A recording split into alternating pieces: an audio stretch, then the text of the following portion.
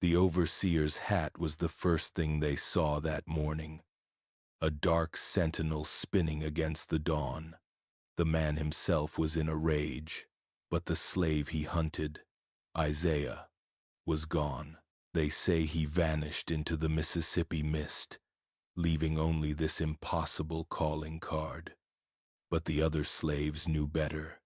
They whispered that Isaiah never truly left, that on nights when the air was dead calm, the windmill would still turn, its old wooden joints groaning a single name over and over. Before we carry on, please hit the subscribe button to make my day, and let me know where you are watching from in the comments.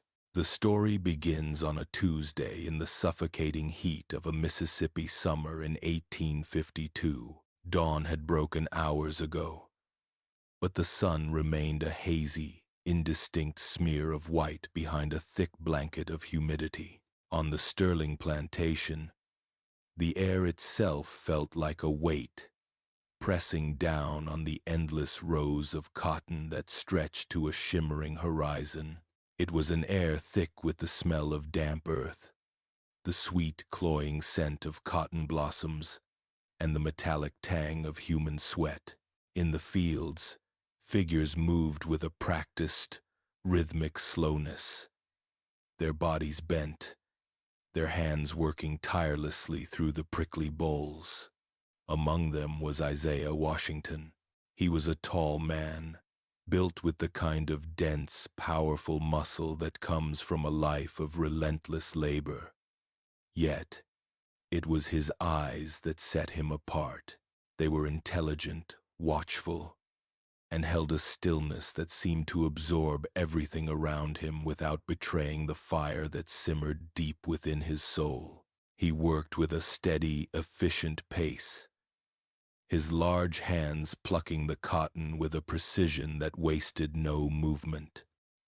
He did not speak much, his words reserved for moments that mattered, but his presence was a silent anchor for the others. When Isaiah was near, the air felt a fraction less hopeless, his quiet strength a shared resource they all drew upon. Patrolling the edges of their world, a malevolent shadow against the green and white, was Mr. Barlow. The overseer was a man of average height and unremarkable features, yet he moved with an unnerving stillness that commanded more fear than any giant's roar. His cruelty was not the explosive, thoughtless rage of a common bully. It was a calculated, precise malice, administered with the detached curiosity of a scientist dissecting an insect. His gaze was a physical weight, and it swept constantly over the field hands, cataloging every perceived slight, every momentary pause. But his eyes always returned to Isaiah. He saw the intelligence in Isaiah's gaze not as a sign of a capable worker, but as the spark of a potential threat. He saw the respect the others afforded him not as a natural consequence of character, but as a challenge to his own absolute authority. Barlow watched Isaiah the way a hawk watches a snake, with a mixture of fascination and a primal need to crush it before it could rise. Working a few rows over from Isaiah was his wife, Sarah. She was a woman whose resilience had been forged in the same fire that tempered her husband's strength. Her love for Isaiah was the anchor that kept her from being swept away by the daily tide of degradation and despair. Their interactions were a secret language spoken in the spaces between heartbeats, a shared glance across the field that said, "Asterisk, I see you. I am with you, asterisk." A fleeting touch of hands as they passed water down the line, a current of love and reassurance that flowed between them, invisible to the watchful eyes of the overseer. Their bond was a fortress, a small, sacred space in a world determined to grant them none. The whispers that moved through the fields were like the rustling of dry leaves, full of fear and furtive warnings. Elspeth, An older woman whose back was permanently stooped from decades of this work murmured to a young boy working beside her, her voice barely audible above the hum of insects. "Keep your head down and your prayers up," she rasped, her eyes flicking towards the overseer's distant figure. "The devil walks these rows today." The boy nodded, his face grim, and bent lower over his task. The sun climbed higher, turning the air from a hot, wet blanket into a searing furnace.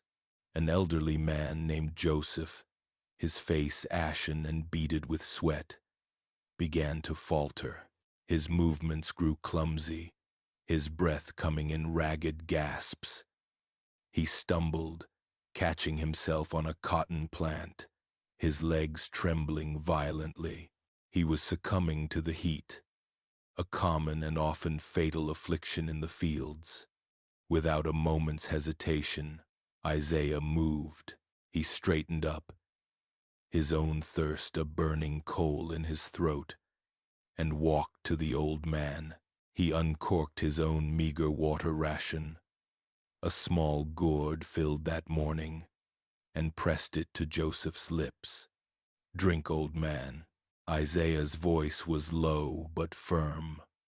Slowly now, he let Joseph drink his fill, the cool water a temporary balm against the crushing heat. Then, draping the man's arm over his own broad shoulders, Isaiah helped him stumble towards the shade of a nearby wagon, a small island of relief in the vast, sun-scorched ocean of the field. The act of compassion was a flag of rebellion in Barlow's eyes. He had seen the entire exchange, his face impassive, his posture unchanged. But as Isaiah settled Joseph into the shade, Barlow began to move, his steps deliberate and soundless on the packed earth. He stopped directly in front of Isaiah, blocking the sun, casting him in a sudden shadow. His voice, when it came, was deceptively soft, almost conversational. "You think you run this field, Isaiah?" he asked, his lips barely moving. "You think you decide who works and who rests?" Isaiah said nothing, his gaze steady, his face a mask of neutrality. He could feel Sarah's eyes on him, a silent plea, a current of fear. He could feel the collective breath of the entire field being held. Barlow's stillness was more terrifying than any shout. "That is my decision," Barlow continued, his voice dropping to a whisper. "That is my authority, and you just spat on it."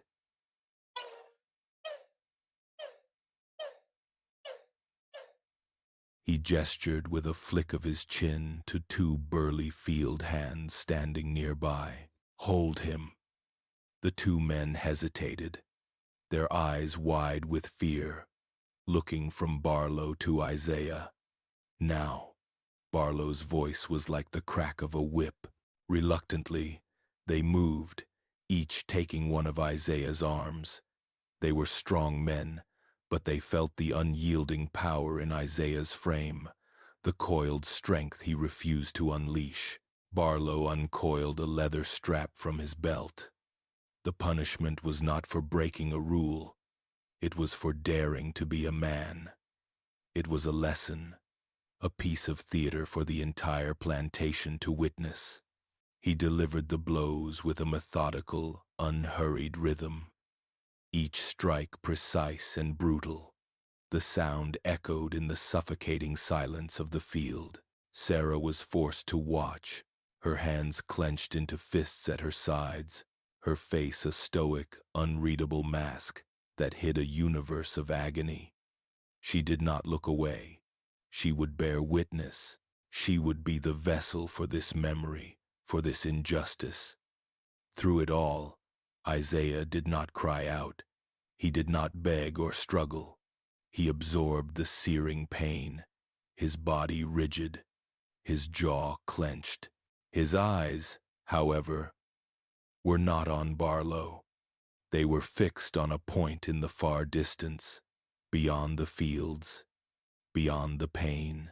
He stared at the tall wooden windmill that stood on a slight rise, its blades turning in a slow, lazy circle against the bleached white sky.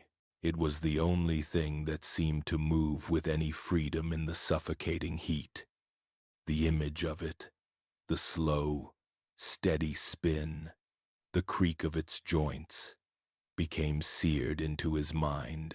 It was a focal point for his pain, a symbol of something other than this life. It was a promise of wind, of movement, of escape.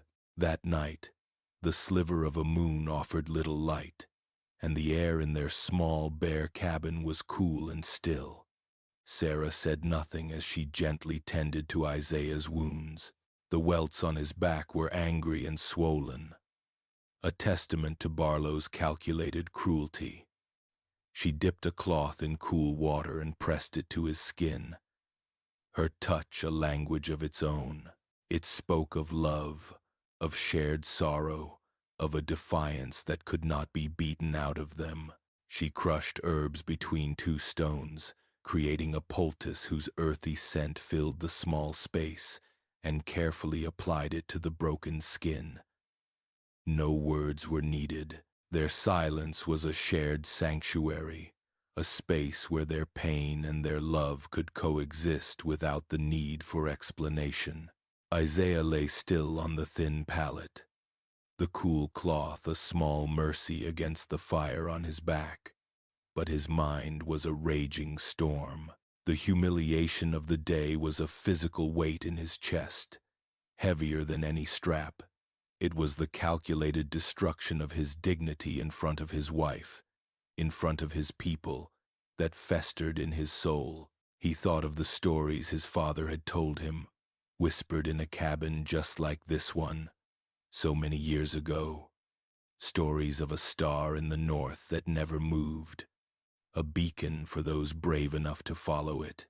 Stories of a life where a man could own himself, where his hands worked for his own family, where his children would not be born into bondage. He turned his head, his cheek pressing against the rough-spun blanket, and looked through the cabin's small, square opening. Through it, he could see the dark silhouette of the windmill, a black giant against the star-dusted sky. The blades were still now, waiting for a wind that would not come. He watched it, and the image from the field, the symbol of his endurance, began to transform in his mind. It was no longer just a point to focus on. It was a destination, an idea, audacious and terrifying, began to form. A silent, unbreakable vow took root in his soul. He would not just run. Running was what a frightened animal did. He would not simply vanish into the swamp. He would leave a message. He would take the one thing that represented Barlow's authority, his pride, the very symbol of his power over them all. He would take that man's hat, and he would hang it in the sky for all to see. He would make the symbol of their oppression into a monument of his defiance. The windmill would not just be his landmark for escape, it would be his messenger. It would tell them all, in the quiet dawn, that a man had refused to be broken. The vow, once forged in the crucible of pain and humiliation, now cooled into a thing of sharp, clear purpose. The fire of Isaiah's rage banked into a steady, focused heat, the kind needed to shape steel. His life, which had been a cycle of passive endurance, became a project of active, meticulous design. The windmill was no longer a distant symbol. It was the central gear in a complex machine of liberation he was building in his mind. He began to orbit it, drawing closer under the guise of duty. He volunteered to mend a section of fence that ran near the rise where the windmill stood, a task others avoided because of the rocky, uneven ground. Barlow, ever suspicious but seeing no immediate threat in the mundane labor, grunted his assent. For days Isaiah worked with the fence, but his true labor was one of observation. He was no longer just a field hand. He was a student of physics and engineering, a cartographer of his own escape. He learned the windmill's language. It was not one language, but many. There was the deep, groaning complaint of the main shaft, a sound that changed in pitch with the humidity. There was the higher, rhythmic creak of the blade axles, a sound he learned to count like a heartbeat. He studied the way the wind, his future accomplice, played upon the great wooden blades. A southerly wind blowing warm and wet from the Gulf would cause the blades to spin with a steady, powerful grace. A northerly wind, rarer and cooler, made them turn in faster, more erratic bursts. He watched the shadows it cast. A giant, moving sundial that marked the passing of his days in bondage. At noon, its shadow was a short, stunted thing, but in the late afternoon, it stretched long and dark, a finger pointing east, away from the setting sun. Under the pretense of stretching his sore back, he would lean against the massive wooden support beams, his calloused fingers discreetly testing the texture of the wood, searching for splinters, for rot, for purchase. He'd press his weight against a joint, gauging its strength, filing the sensation away in his memory. His eyes traced the path up the structure, a vertical map he committed to heart. He noted the placement of every crossbeam, every bolt, every knot in the wood that could serve as a handhold. The windmill ceased to be a simple structure of wood and canvas. It became a ladder. It was the wall of his prison and the key to its gate, all in one.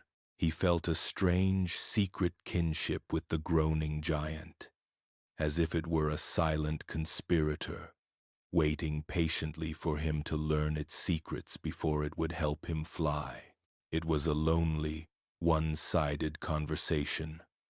A man and a machine, planning a rebellion in the quiet language of wind and wood and shadow.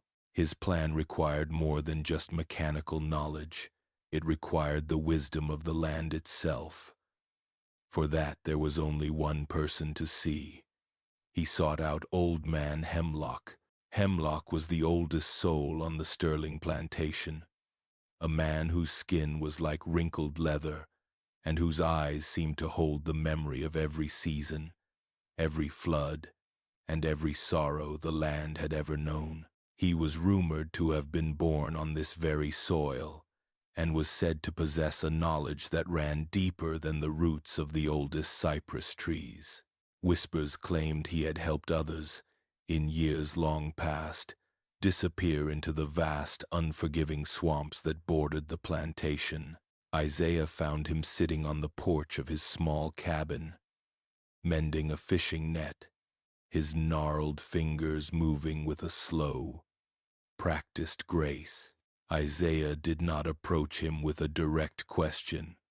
That was not the way.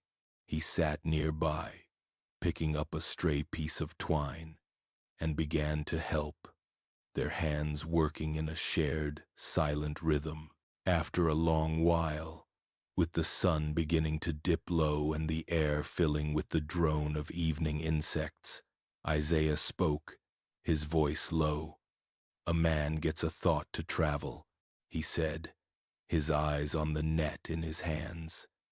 "He might wonder which way the river bends." Hemlock didn't look up. His fingers continued their slow, deliberate work, weaving the twine in and out. A full minute passed. "The river is a liar," Hemlock finally rasped, his voice dry like autumn leaves. "It twists back on itself. Follow it, and you'll end up right back where you started." He paused, pulling a knot tight with his teeth. "But the cypress knees," he continued, his voice dropping even lower. They always point north if you know how to ask 'em. They grow on the south side of the tree, stretching away from the water. You find the cypress. You find your star. He finally looked at Isaiah, his ancient eyes holding a deep, knowing light.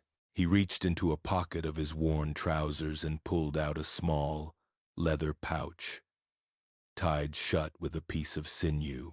It was dark with age and smelled of earth and smoke. "This'll confuse a dog's nose," he said, pressing it into Isaiah's hand. The pouch was surprisingly heavy, a mix of rabbit tobacco and dried sassafras. They chase the scent of the sassafras and lose yours. Then, he pointed a bony finger at a small, gnarled root sticking out of the pouch. "And this," he added, "chew on it when your spirit falters.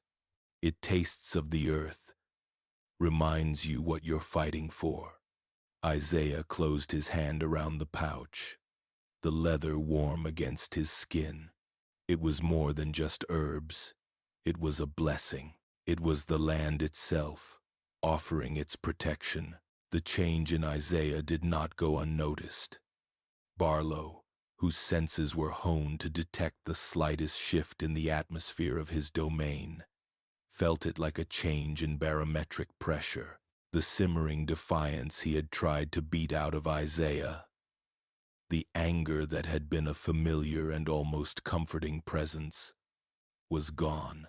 In its place was a disquieting calm, a focus so intense it was nearly palpable.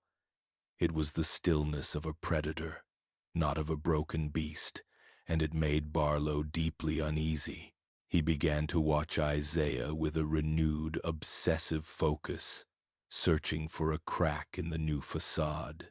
One afternoon, as Isaiah was clearing a ditch, Barlow cornered him, his presence cutting off the sunlight. "You're quiet lately, Isaiah," Barlow said, his voice a low drawl that failed to conceal its sharp edge. "Planning something in that thick skull of yours." Isaiah continued his work, his shovel slicing into the damp earth with a steady rhythm. He did not look up. Barlow's patience snapped. He lunged forward, his hand shooting out to grab Isaiah's chin, forcing his head up. The grip was brutal, his fingers digging into Isaiah's jaw. "I see you watching that windmill," he hissed, his face inches from Isaiah's. "You best remember who owns it. Who owns times, you asterisk." Isaiah met his gaze, his own eyes calm, unblinking, a deep, still water that reflected nothing. He did not flinch. He did not resist. He simply endured, his stillness a more powerful act of defiance than any struggle. Enraged by the lack of reaction, Barlow shoved him back.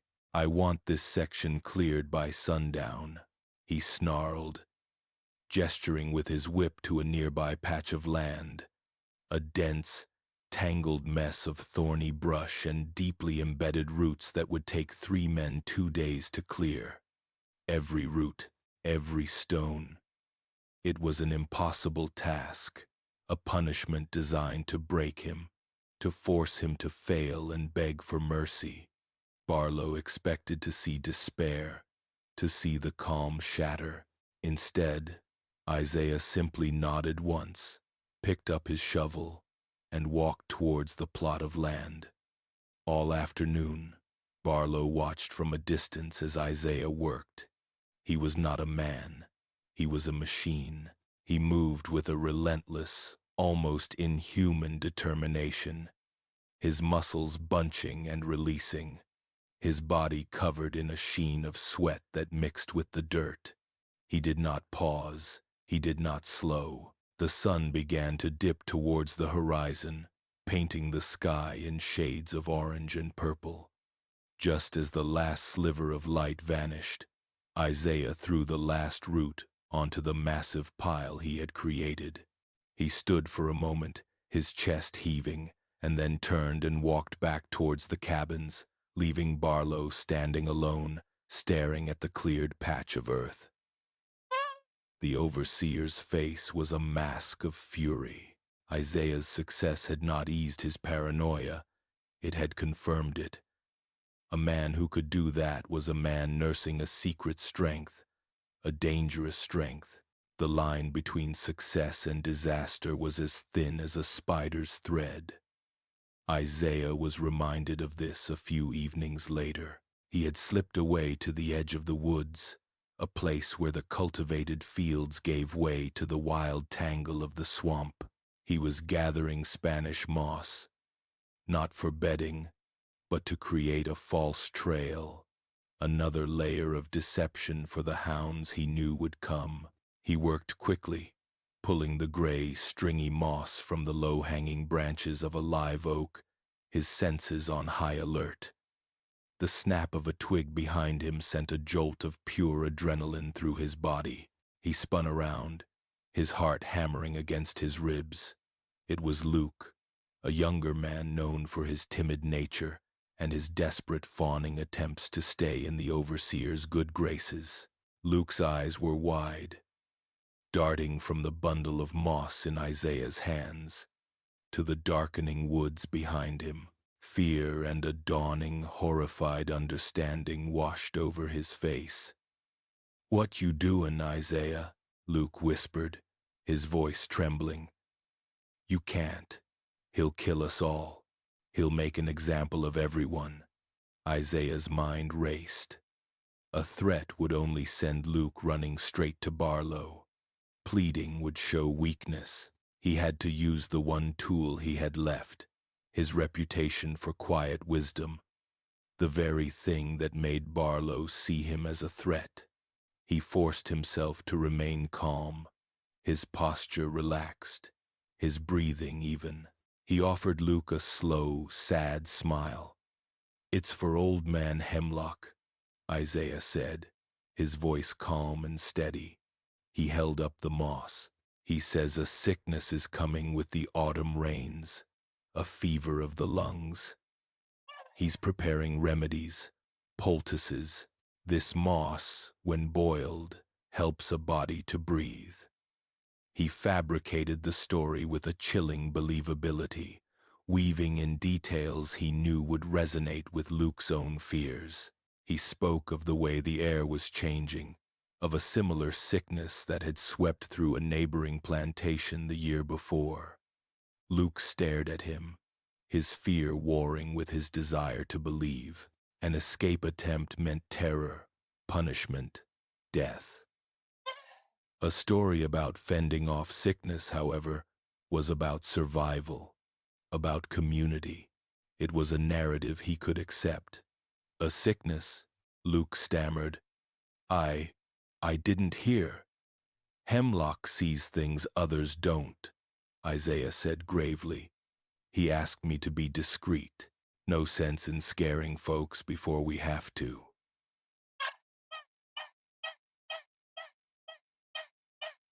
The lie was so complete, so calmly delivered, that it settled over Luke like a comforting blanket.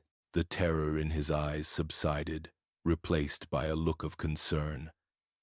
Can I help?" he offered, his voice still shaky. Isaiah shook his head, his expression one of gentle refusal. "No, brother. Hemlock gave me this task. You just keep your eyes open and your body strong."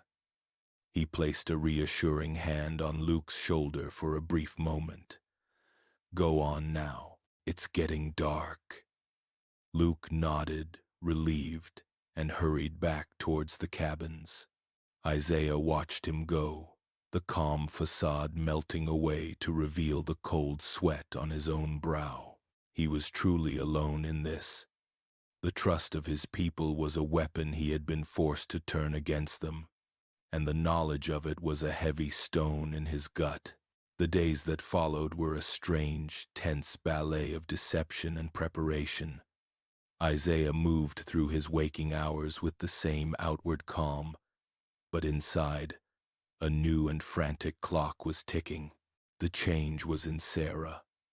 For days, she had been quiet, a different kind of quiet than her usual stoicism.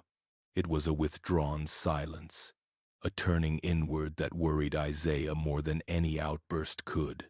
She moved with a new, deliberate care, her hands often resting on her own stomach in a gesture that seemed both protective and weary. He knew something was wrong, or perhaps something was profoundly, terrifyingly right. He waited for her to speak, knowing the truth, when it came, would be a thing of great weight. The revelation came late one night, in the suffocating privacy of their cabin. The air was thick and still, the only sound the chirping of crickets outside their thin walls. He was lying on their pallet, his mind tracing the familiar path up the windmill, when he felt her stir beside him. She sat up, a dark silhouette against the faint moonlight filtering through the doorframe.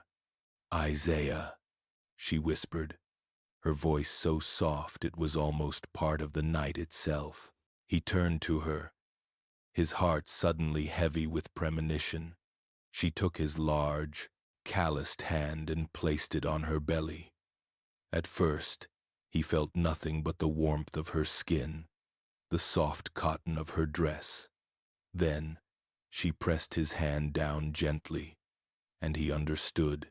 The news did not arrive in his mind as a thought. It landed in his body with the force of a physical blow. It was a moment of the purest, most unadulterated joy he had ever known. A brilliant, blinding flash of light in the darkness of his world. A child, his child, a future. And then, just as quickly, the light was extinguished by a wave of absolute crushing terror. His plan, his beautiful, sharp, clear plan of self-liberation, had just become a tangled, impossible mess. The clean line of his escape now had 1,000 fragile threads attached to it, all leading back to this small, sacred space. To her, his voice, when he found it, was thick with a despair that choked him. "I can't go," he breathed, the words feeling like a betrayal of the vow he had made to himself. "Sarah, I can't leave you. Not now." He sat up, pulling her into his arms, his own strength feeling utterly useless against the tide of this new reality. He had planned to break his own chains, but now he was bound by a love so powerful it felt like the heaviest shackles of all. Sarah pulled back, her face barely visible in the gloom, but he could feel the fierce intensity of her gaze. She took his face in her hands, her touch firm, resolute. "You must," she insisted, and her whisper was not one of pleading, but of command. It was the voice of a warrior, a queen, a mother. "You must go times for times us. You think I want this child born into this? To be another man's property before it even draws its first breath?" Her voice was raw, laced with a pain and a strength that stunned him into silence. "No," she continued, her hand returning to her belly. "This child will be born into the story of a father who broke his chains, not one who wore them to his grave. You will go, Isaiah. You will go, and you will build a life for us, a place where a family can be a family. And one day, you will come back for us, or you will send for us, but you will go." Her words were not a release. They were a reforging. They took the iron of his resolve, which had been cooled into a weapon for one, and plunged it back into the fire, hammering it into something far stronger, far grander, an unbreakable shield for three. He was no longer just a runaway, a fugitive seeking his own freedom. He was a founder, a pioneer. He was the first step in a journey for his entire family, the one who would clear the path and build the home at the end of it. He looked at her, at the fierce love burning in her eyes, and he felt a surge of purpose so profound it left him breathless. He was not running from something anymore. He was running times to times something. He was running towards a future he would build with his own two hands, a future that began with this one impossible act of defiance. He pulled her close again, his lips finding her forehead, and in the silent language of their embrace, he renewed his vow, no longer just to himself, but to them, to the family he would die for and live for. The world had shifted on its axis. Every action Isaiah took was now imbued with a new sacred urgency. The plan was no longer just about defiance. It was about creation. The next day, his movements were the same, his face the same impassive mask, but his spirit was alight. That evening, in the fleeting moments of twilight before being confined to the cabin, he made his final preparations. He slipped away to the back of the blacksmith shop, a place he had observed for weeks. He knew the smith, a weary man named Titus, was a creature of habit. He always left a small tinderbox containing a piece of flint and a sliver of steel on a high shelf just inside the door, ready for the morning's fire. With the stealth of a hunting cat, Isaiah reached in, his fingers closing around the small, rough box. He slipped it into his trousers, the weight of it a small, hard promise of warmth and survival in the wilderness to come. Back in the cabin, by the faint moonlight, he checked the contents of the leather pouch from Old Man Hemlock. The pungent, earthy smell of the dried herbs filled his nostrils, the scent of the wild, of freedom. He touched the gnarled yarrow root, his secret source of strength. Everything was in place. His final act of preparation was not one of practicality, but of spirit. He had saved a small, smooth piece of scrap wood, a piece of pine left over from a broken crate. Using a shard of sharpened flint he had found by the river, he began to carve. His large, powerful hands, so accustomed to the brutal work of the fields, moved with a surprising gentle grace. He was not carving a tool or a weapon. He was carving a memory, a promise. Slowly, under his patient hands, the wood began to take shape. A small, simple bird, its wings slightly outstretched as if about to take flight. The details were crude, born of a simple tool and a desperate hope, but they were loving. He smoothed the edges with a rough stone until the wood felt warm and alive in his hand. It was a tiny, fragile thing, yet it held the entire weight of his love and his ambition. He waited until Sarah was asleep, her breathing soft, and even in the stillness of the night, he knelt beside her and gently placed the small wooden bird in her hand, her fingers closing around it instinctively in her sleep. He leaned down and whispered to her, and to the new life nestled within her. "So you can show the baby," he breathed, his voice thick with emotion, "what a free bird looks like." He watched her for a long moment, her face peaceful in the dim light, her hand clutching the tangible symbol of their shared dream. This small object, carved from the refuse of their bondage, had become the repository of all their hopes, a wooden heart beating with the promise of a future he would carve out of the wilderness. While Isaiah was forging a new future in the dark, Mr. Barlow was steeping in the sterile solitude of his present. The narrative, for a moment, leaves the desperate hope of the slave quarters, and enters the overseer's house.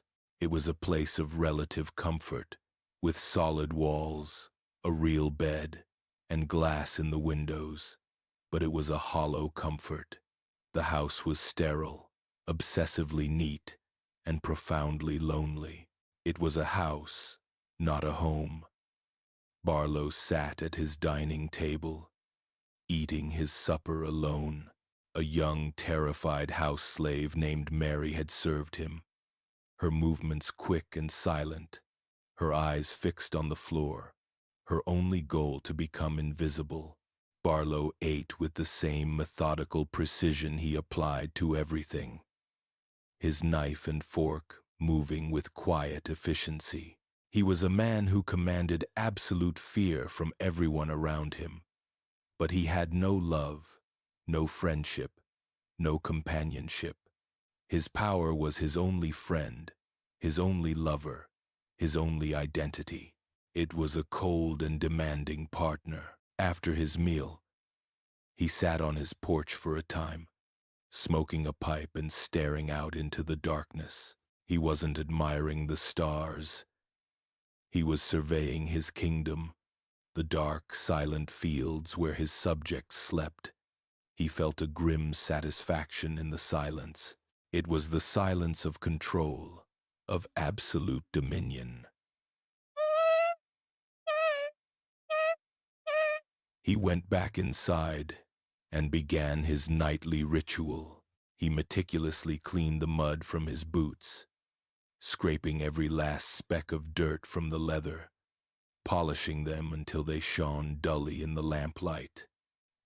Then came the final act of his day. He walked to the heavy wooden door, where a single, thick peg had been driven into the wall. He took off his hat. It was a wide-brimmed leather hat, stained with sweat and weather, a formidable and ugly thing. It was as much a part of him as his own skin. It was the crown of his petty kingdom, the symbol of his authority that he placed on his head each morning, and the last thing he touched before retiring each night. He hung it on its peg. The gesture was automatic, a habit worn smooth by 1,000 repetitions. He turned from the door, completely oblivious to the fact that a man was, at that very moment, whispering a promise to his unborn child in a nearby cabin. He was oblivious to the fact that his crown, his symbol, had a destiny with a machine of wood and wind. He was oblivious to the storm that was gathering, not just in the sky, but in the heart of the man he thought he owned. The change began as a secret, a subtle shift in the air that only the land and its oldest inhabitants would notice.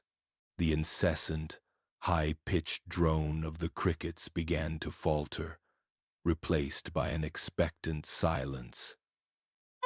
The air, which had been heavy and stagnant for days, began to stir.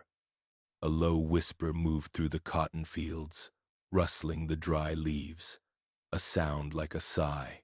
Then, the whisper grew into a low moan, a mournful sound that seemed to rise from the earth itself.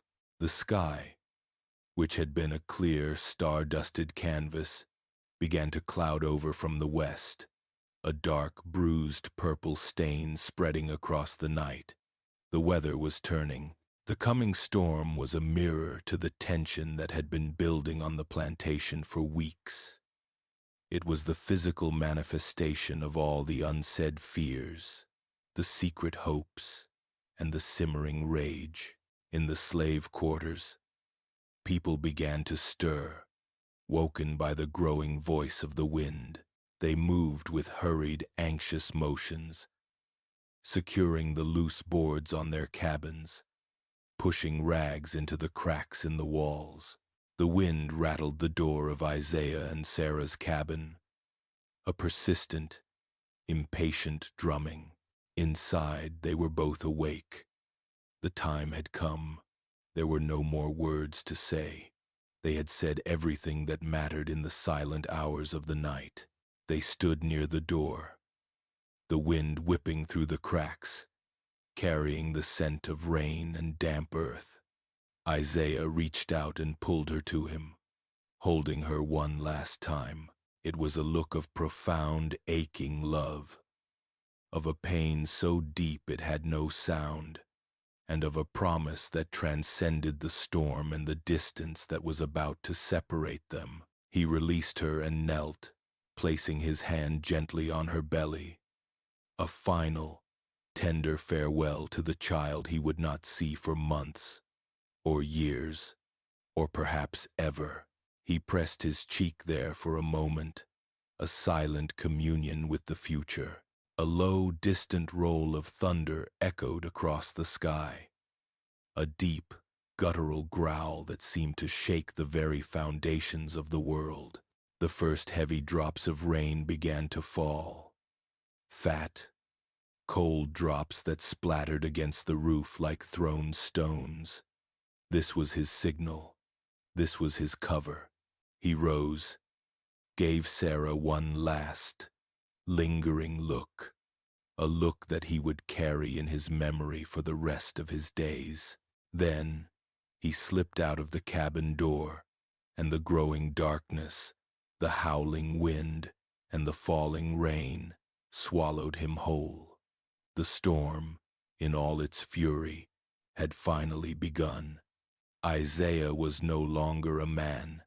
He was an element, a creature of the storm he had waited for. The moment he slipped from the relative shelter of the cabin, the tempest claimed him, and he, in turn, claimed its power. The world he knew dissolved into a roaring liquid chaos. The rain was not merely falling. It was a solid, vertical river, a relentless wall of water that hit him with force. It plastered his thin cotton shirt to his skin instantly, stealing the warmth from his body. But he welcomed the biting cold of action, of a life being seized. The ground beneath his feet turned to a thick, greedy mud that sucked at his ankles with every step, trying to hold him in place as the plantation always had. But his legs, conditioned by a lifetime of brutal labor, churned with a new and desperate power, fueled by the image of Sarah's face. The wind was a living thing, a shrieking predator that tore at his clothes and howled in his ears. But the noise was his shield, a symphony of liberation that covered his ragged breath and the frantic, triumphant beating of his heart. Lightning bleached the world white for a fraction of a second, illuminating the landscape in stark, terrifying tableaus. The familiar shapes of trees and fences twisted into monstrous forms.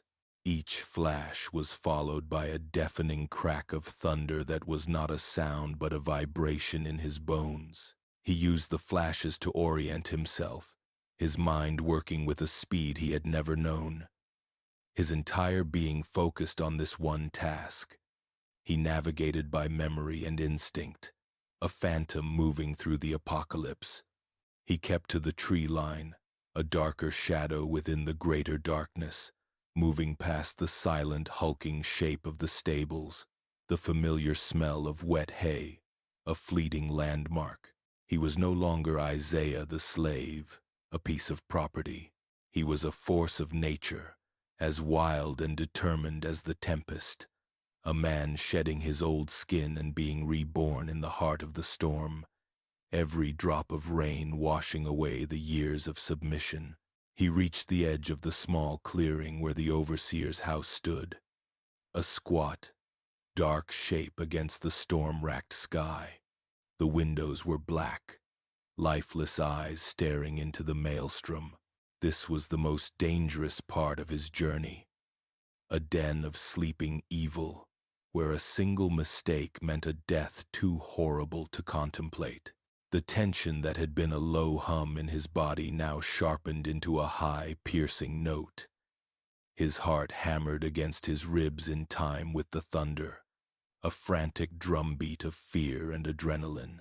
He slowed his pace, his movements becoming infinitely more deliberate. Every creak of a wind-whipped branch sounded like a shouted alarm.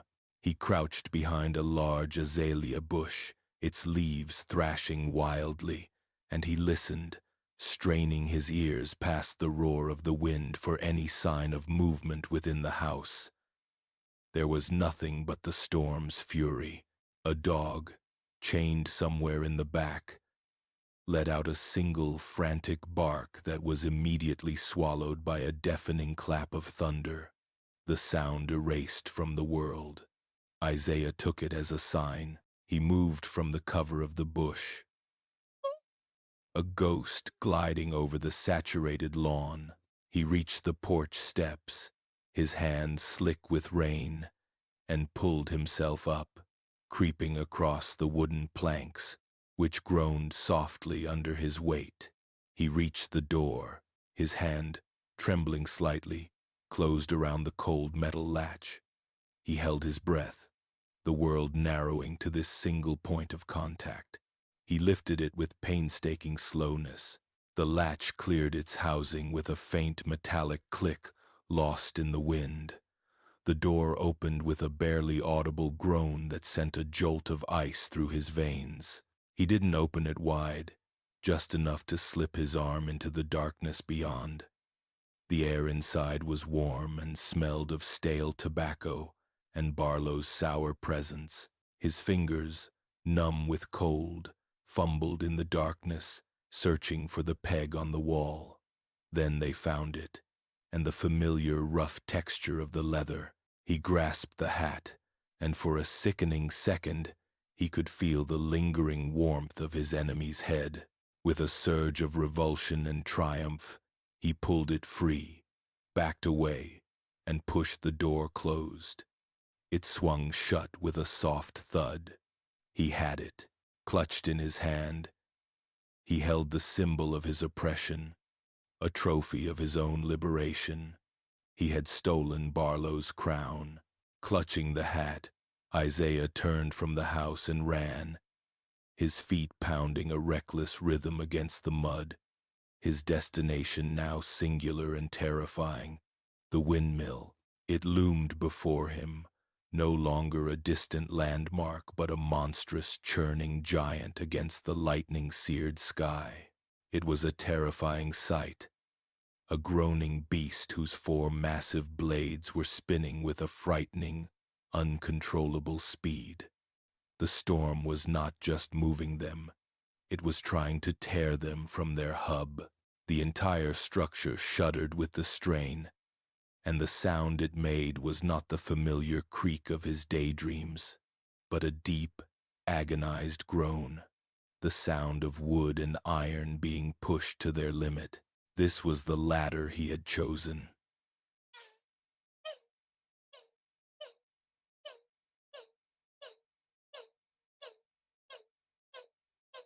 He reached the base, the hat now clenched between his teeth, the wet leather tasting of salt and grime. The wooden support beams were slick with a treacherous film of rain and algae. He began to climb. It was a brutal, vertical fight. The wind, no longer his shield, became his primary antagonist, a physical force that threatened to tear him from his perch. He had to time his movements with the passing of the massive blades, each one cutting through the air above him with a deafening, visceral times, whoosh times that vibrated through the structure. He would climb a few feet in the brief, chaotic interval, then cling desperately to the wood as another blade sliced past. His muscles, already weary, began to burn. Splinters from the rough-hewn wood dug into his palms, but he barely felt the pain. The taste of rain and his own sweat mingled on his lips. He was climbing out of his own grave, halfway up. As he reached for a new handhold, a powerful, sustained gust of wind slammed into him.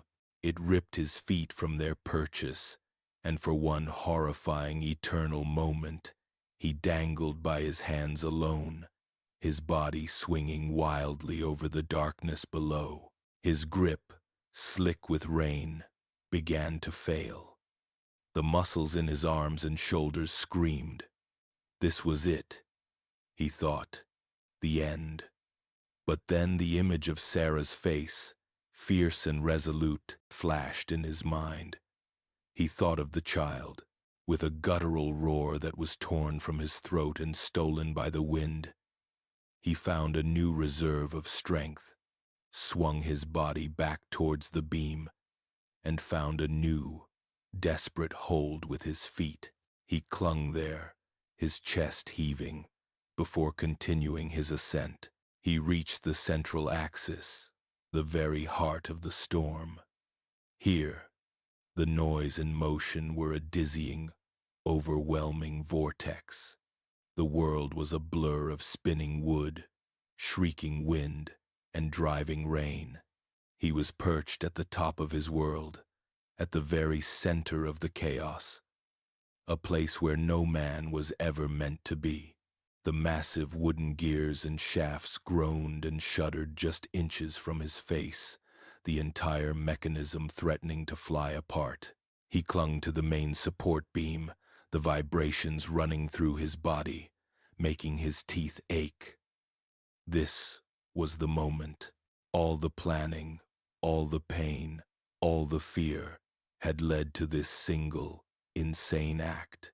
With a final surge of adrenaline that banished all fatigue, he took the hat from his teeth. He leaned his body out into the void, a fragile flag against the tempest. He had to anticipate the movement of the blades, a task that seemed impossible in the maelstrom. He saw one of the four massive arms coming around, a dark, sweeping scythe against the lightning-lit clouds. He held the hat ready, his arm outstretched. He had one chance, at the perfect, split-second moment. Just as the wooden tip of the blade swung past him, he reached out and firmly lodged the hat onto the point. For a heart-stopping second, he thought the wind would tear it away, that his grand gesture would be lost to the storm. But the fit was snug. The hat held. It joined the wild, terrifying dance of the windmill, a dark, defiant shape spinning against the violent sky.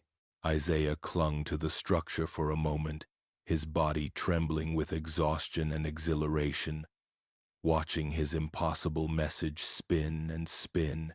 He had done it. He had hung his defiance in the sky. He allowed himself one last look back, not at the overseer's house, but towards the faint, distant cluster of lights that was the slave quarters. He knew he couldn't see his cabin, couldn't see her, but he looked anyway, sending his love and his promise across the storm-tossed distance.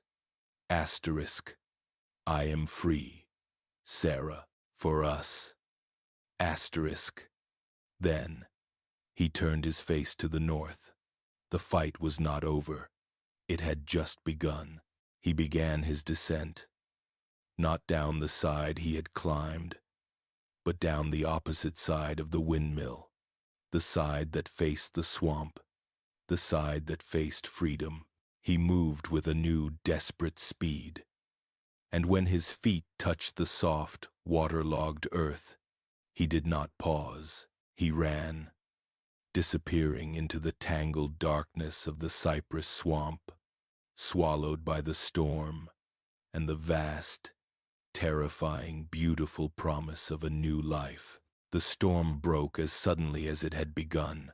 The roaring wind and torrential rain receded, leaving behind a world washed clean and utterly still.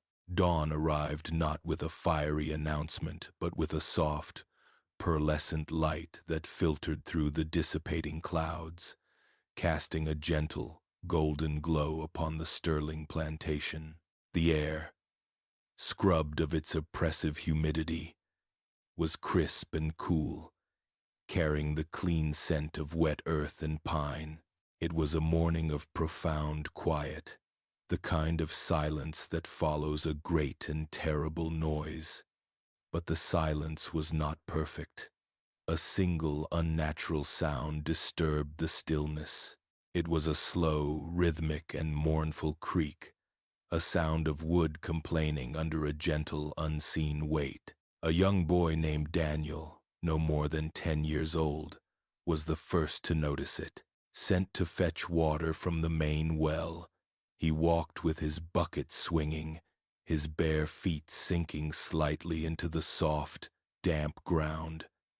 He paused, his head cocked, listening. The world was quiet, yet the windmill was not. On a morning with no discernible breeze, a morning so calm that not a single leaf stirred on the mighty oaks, the windmill was speaking. He looked up, and then he saw it. His eyes went wide, his mouth falling open in a silent gasp of disbelief. There, hanging from the very tip of the highest motionless blade, was a man's hat. It was Mr. Barlow's hat, unmistakable in its wide-brimmed ugliness. It turned slowly, deliberately, with each faint, rhythmic creak, a dark sentinel silhouetted against the pale, beautiful morning sky. The boy dropped his wooden bucket. It landed with a hollow thud on the wet earth. He didn't even notice. He simply stared for a long moment, his mind struggling to comprehend the impossible sight. Then he turned and ran, his small legs pumping, his voice a shrill cry that shattered the morning's peace. "The hat! The hat! It's on the windmill!" His shouts were a stone dropped into a still pond. First one, then two, then a dozen figures emerged from the slave quarters, their faces a mixture of sleep, curiosity, and fear. They gathered at a safe distance, a silent, huddled crowd, their collective gaze fixed on the rise where the windmill stood. They pointed, their whispers a low, buzzing hum. They had never seen anything like it. That hat was a symbol of their daily terror, the shadow that fell over them in the fields, the crown of the tyrant who ruled their lives. And now it was a plaything for the wind, a ridiculous ornament on the giant, silent machine. It was a joke told to the heavens, a message of mockery that was both terrifying and exhilarating. The sight of it sent a strange, forbidden thrill through the crowd, a spark of shared secret joy in the heart of their shared oppression. Mr. Barlow emerged from his house at his usual hour, his face set in its customary mask of sour authority. He was ready to begin the day's cruelties, to impose his will upon the world and remind it of his power. He strode to the door, his hand reaching automatically for the wooden peg by the frame. His fingers met only empty air and rough wood. A flicker of confusion crossed his face. He looked at the peg, then around the small entryway, his mind refusing to process the simple, impossible fact. His hat was gone. The confusion curdled instantly into a hot, rising anger. He stormed out onto the porch, his voice a furious bellow that carried across the damp air. Who took it? Who was in my house? He expected to see cowering figures, to feel the familiar satisfaction of his rage striking fear into those around him. Instead, he found himself facing a silent, unmoving crowd, a sea of dark faces all turned away from him, all looking towards the windmill. He followed their gaze, his eyes narrowing with suspicion, and then he saw it. His hat, his symbol of power, his crown of fear, was hanging from the tip of the windmill blade, turning slowly, lazily, in the morning light like a child's forgotten toy. The blood drained from Barlow's face. leaving it a pasty, mottled white. Then it returned in a suffocating purple wave of pure, undiluted rage. He understood the message instantly, and the understanding was a physical blow, a fist of ice in his gut. This was not a simple theft. This was not a random act of vandalism. This was a personal, calculated, and exquisitely crafted act of mockery. This was Isaiah. The escape was only part of it, the theft of his body from the plantation. This was the theft of his pride. Barlow's mouth opened, and a string of incoherent, guttural sounds of fury escaped him before he found his words. "I'll find you, boy," he screamed, his voice cracking with the force of his rage. He shook his fist at the silent, indifferent swamp that bordered the fields. "You hear me? I'll hunt you down and drag you back here in pieces. I'll make an example of you that they'll talk about for 100 years. But his words were hollow, impotent things. They were swallowed by the vast, quiet emptiness of the sky, and absorbed by the silent, watching faces of the crowd. The only answer to his threats was the quiet, persistent, maddening sound from the windmill. Asterisk, creak, creak, creak, asterisk, consumed by a fury so profound it bordered on madness. Barlow organized a hunt. He was a man possessed, his usual cold precision shattered into 1,000 jagged pieces of raw, screaming rage.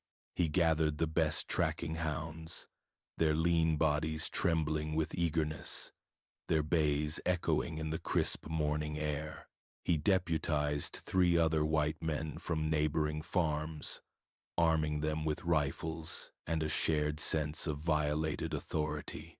They were a grim, determined party, riding out from the main house with Barlow at their lead, his face a thunderous mask. They rode directly for the swamp, the place where the world of order and cotton rows ended, and the wild, untamable world began.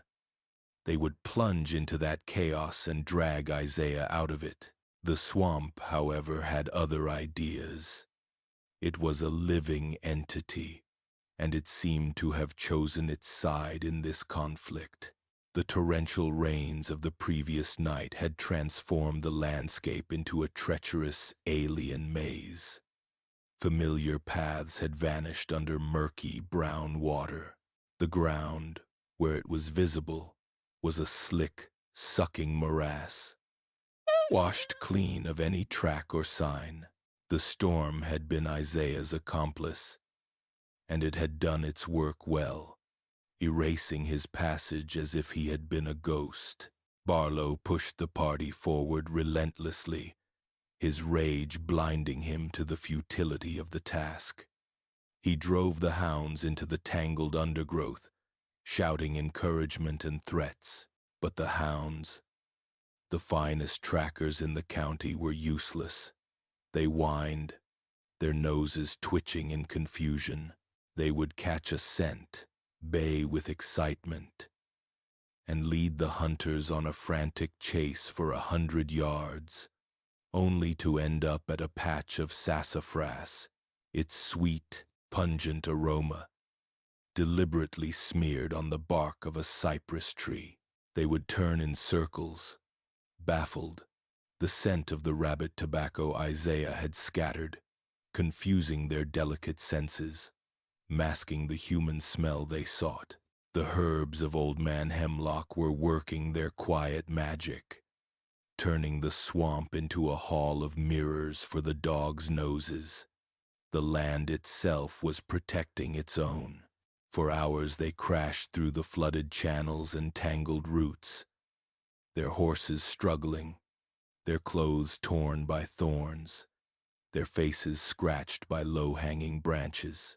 The swamp seemed to actively resist them, its silence broken only by the mocking call of a crow or the sudden splash of a snake dropping into the water. They found nothing. No broken twigs, no footprints, no sign that a human being had passed that way at all. The sun began to set, its fading light casting long, eerie shadows through the cypress trees.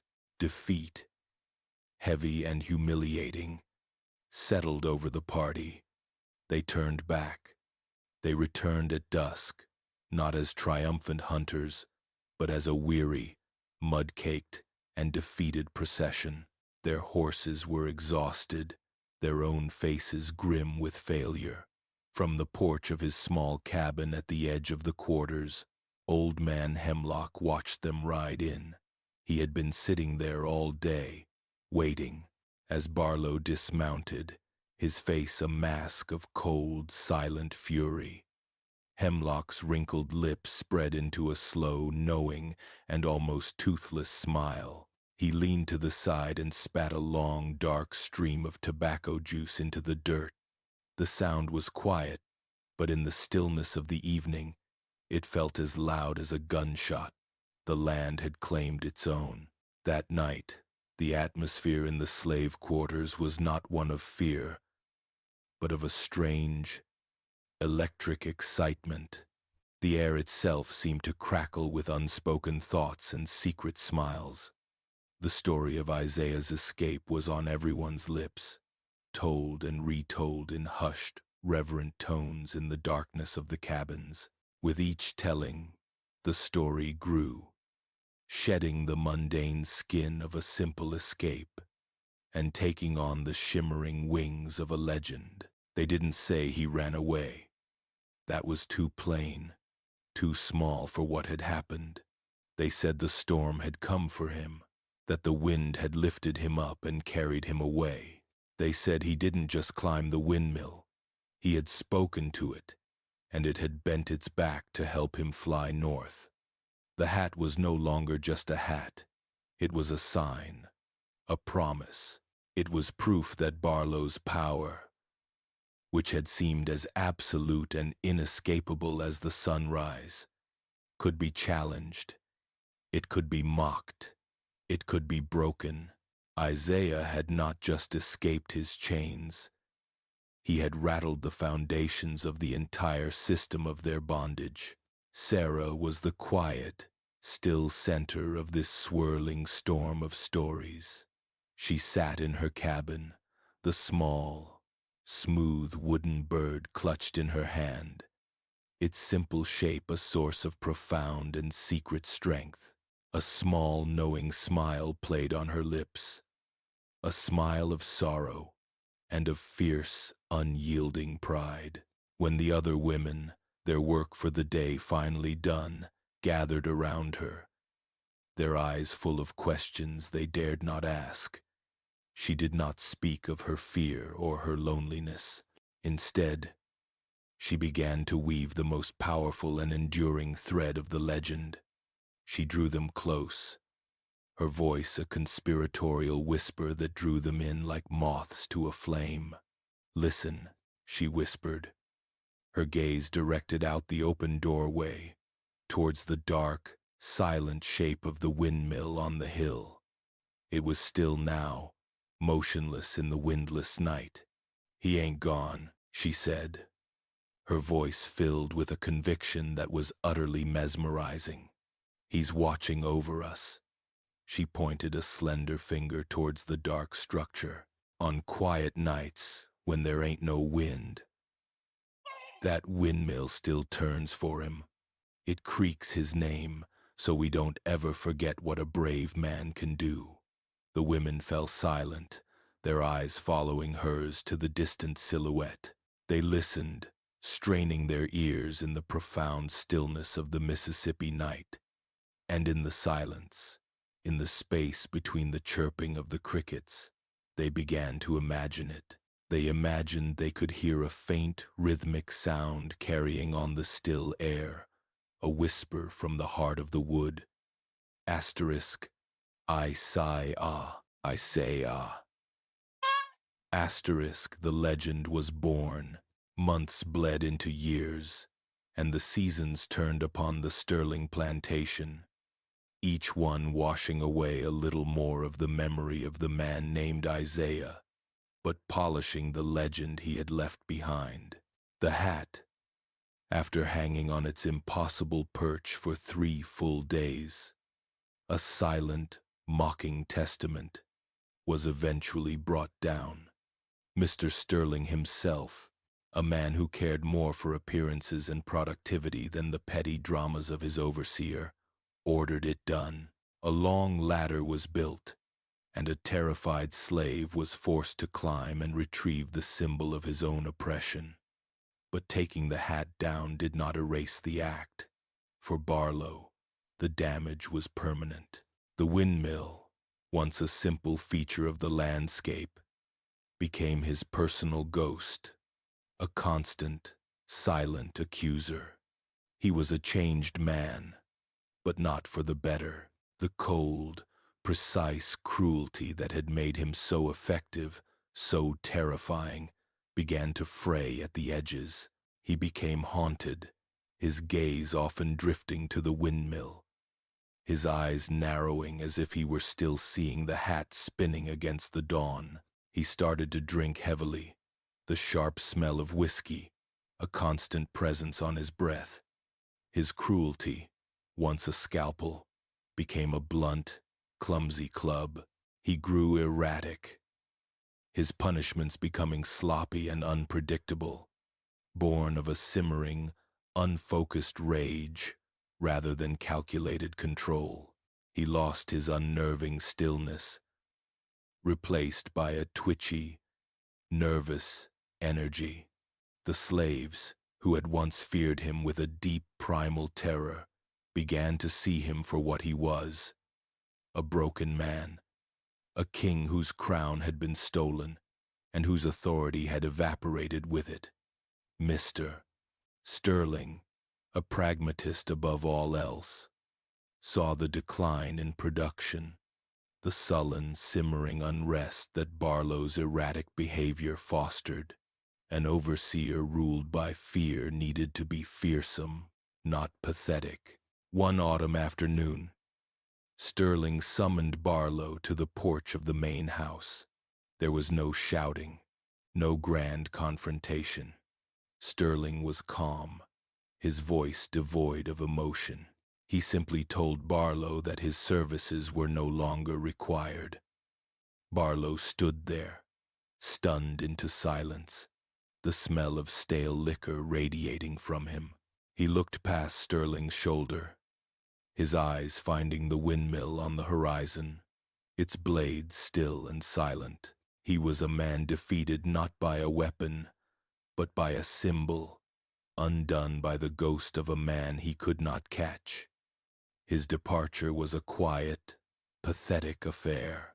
He left not with a bang but a whimper, his few belongings tied in a bundle. He was a smaller man now, his shoulders stooped, a man stripped of the only identity he had ever possessed, leaving behind nothing but the faint, rhythmic creak of a windmill that would forever be associated not with his power, but with his humiliation. The great, grinding wheels of history turned, and the winds of war that had been a distant rumor swept across the nation, bringing with them fire and blood and a terrible, transformative change. Years passed, a lifetime for some. Then, one spring morning, long after the last cannon had fallen silent, a new kind of visitor arrived at the land that had once been the Sterling plantation. A Union officer, his blue uniform crisp and unfamiliar, rode in not with the fury of a conqueror, but with the quiet gravity of a messenger. He gathered the people, the ones who had been born and had toiled on this land, and in the shade of a great oak tree, he unrolled a scroll and read the words that would change the world. He read the Emancipation Proclamation. The news did not land as a joyous explosion. It spread through the crowd like a slow, dawning wave, a concept too vast, too impossible to be grasped all at once. It was met first with a profound, disbelieving silence. Hope had been a dangerous currency for so long that they had forgotten how to spend it. Then, slowly, the reality began to sink in. An old woman, her face a roadmap of sorrows, began to weep, silent tears streaming down her wrinkled cheeks. Two men who had worked side by side in the fields for 30 years simply embraced, their bodies shaking with an emotion that had no name. Sarah, no longer a young woman, stood at the edge of the crowd. The years had etched lines of hardship around her eyes and mouth, but they had not extinguished the fierce, resilient light within them. Beside her stood her daughter, a tall, strong girl on the cusp of womanhood, born in the shadow of Isaiah's flight. Sarah had named her Hope. She took her daughter's hand, and together they walked away from the crowd, towards the edge of the fields. In her other hand, Sarah clutched a small object, a piece of wood worn smooth and dark, with the touch of her fingers over countless nights.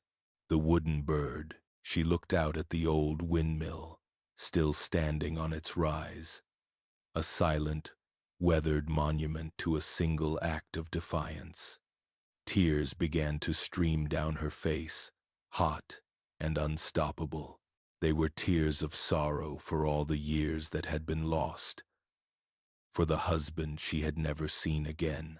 But they were also tears of a profound, earth-shattering joy, for a promise made in the dark, a promise that had, against all odds, been fulfilled. Isaiah's sacrifice had not been in vain. It had meaning. His child would be free. Decades passed. The late 19th century settled over the land, bringing with it new rhythms, new futures. The world had been remade. The sprawling, oppressive fields of the Sterling plantation were gone, broken up into a patchwork of smaller farms and homesteads. The land was now a community, a place of free families who worked the soil for themselves.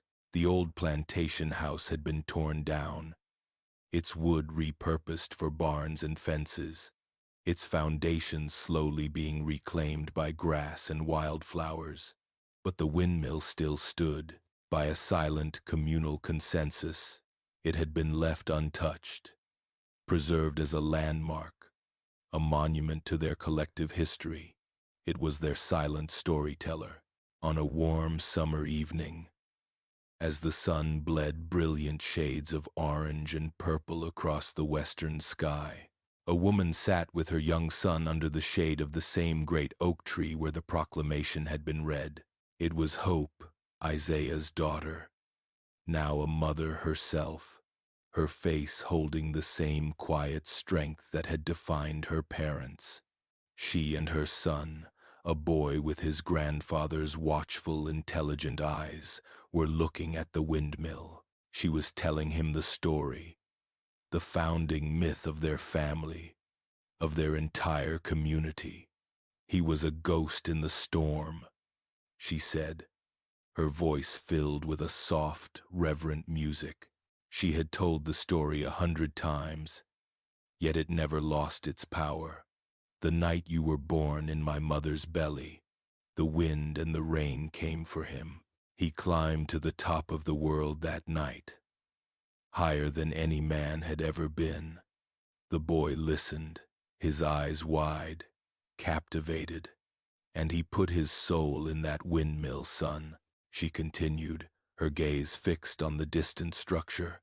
He put it there so he could always watch over us, to remind us that even in the darkest night, even when the world seems set against you, one man's courage can be a star to guide the rest of us home. She squeezed her son's hand, her heart swelling with a love for the father she had never known, a man whose legacy was the very air she breathed, the free ground beneath her feet. The perspective pulls back, the camera of the mind rising high into the evening air. The mother and her son become small figures in a vast, peaceful landscape of their own making.